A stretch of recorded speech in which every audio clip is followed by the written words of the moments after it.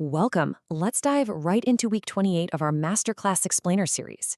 Today, we're tackling a concept that really changes the game for executive committees, CIOs, CISOs, and resilience leaders. The core idea is this: operational resilience begins with invisible dependencies. We're going to unpack what that actually means for a modern enterprise, moving way past the basic IT infrastructure and looking at the real mechanics of how value holds up under intense pressure. Here is our roadmap for today. 1. The illusion of readiness. 2. Defining true business value. 3. Revealing invisible dependencies. 4. The Ransom-Kick Resilience Model. And finally, 5. The path to governance. Let's jump in. Section 1. The illusion of readiness. Beyond the traditional checklist. We have to start by acknowledging how most organizations evaluate their resilience. When leadership asks, "Are we resilient?" the answer usually comes back as a very reassuring checklist. You know the drill. We have backups. We have our disaster recovery plan and business continuity plan. We've got redundant infrastructure, cloud services, and strict cybersecurity controls. We'd even run regular exercises. And look, make no mistake, all of that is absolutely crucial.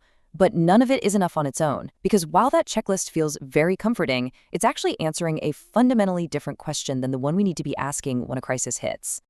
Section 2. Defining true business value. What we own versus why we function. We really need a paradigm shift here. Traditionally, organizations look at what they own: servers, applications, infrastructure, technical controls. That's exactly what the traditional checklist protects. But we have to pivot. We need to focus on why the organization actually functions and creates value in the first place. And that comes down to relationships, decisions, data connections, and human expertise. If operational resilience is about keeping the business alive and creating value, then our strategy has to protect those specific value-creating elements. It's not just about turning the technical assets back on. It's about understanding what makes the value creation possible.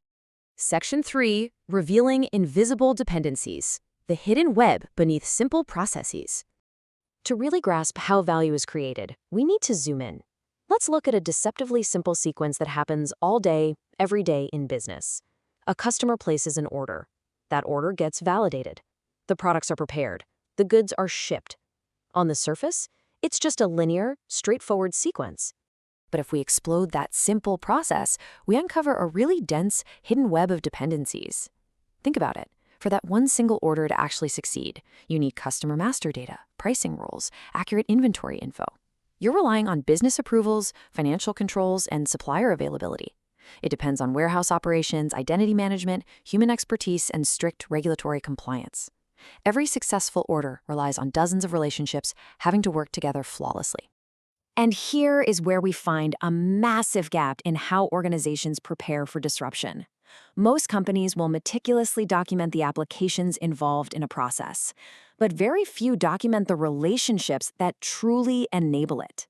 This documentation gap is exactly why you see situations during a crisis where the technical recovery succeeds, the servers are up, the networks are fine, but the operational restart completely fails. The business just cannot resume because those invisible relationships were never accounted for. Section 4. Ransom-Kick Resilience Model. Value emerges from relationships. To solve this exact operational failure, we turn to the Ransom-Kick Resilience Model. This is a governance-led framework based on a very specific premise. Business value is never created by isolated components. Instead, value emerges from relationships supported by technology, people, data, and decisions.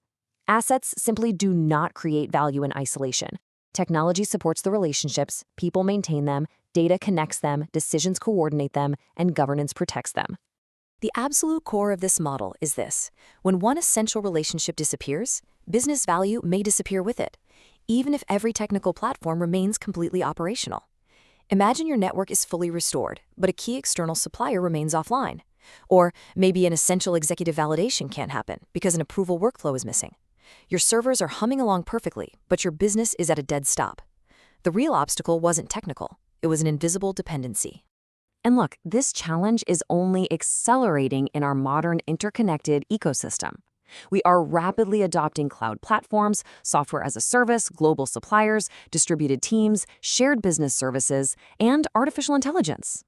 Every new connection brings new operational opportunities, for sure, but every single one of those also creates new invisible dependencies.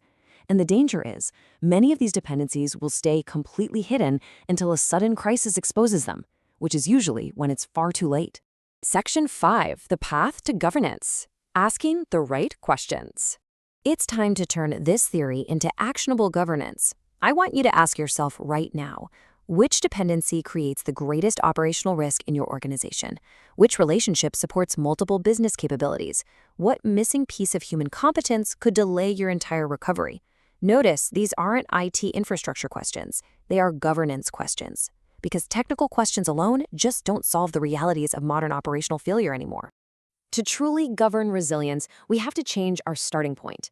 The traditional approach starts with technology and asks, what should we recover?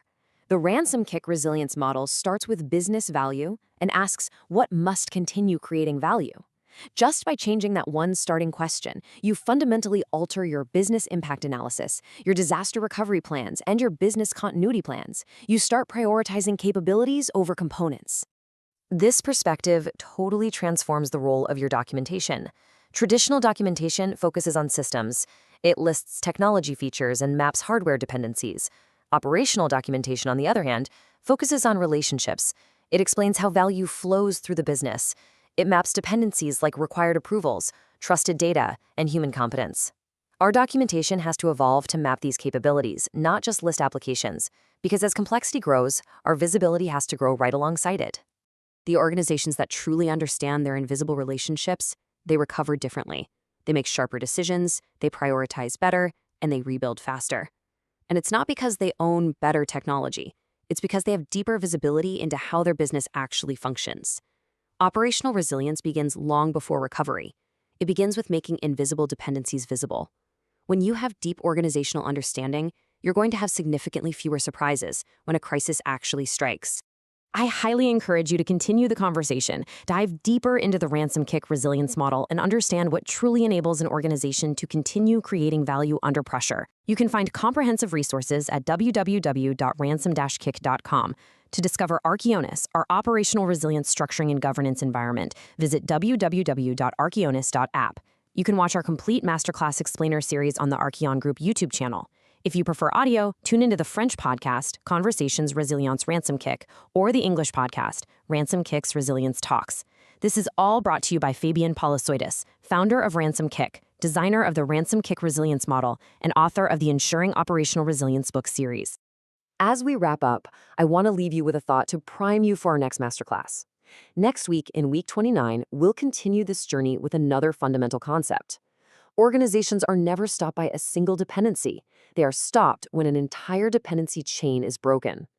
Thanks for exploring this crucial framework with me today, and I look forward to unpacking dependency chains with you next time.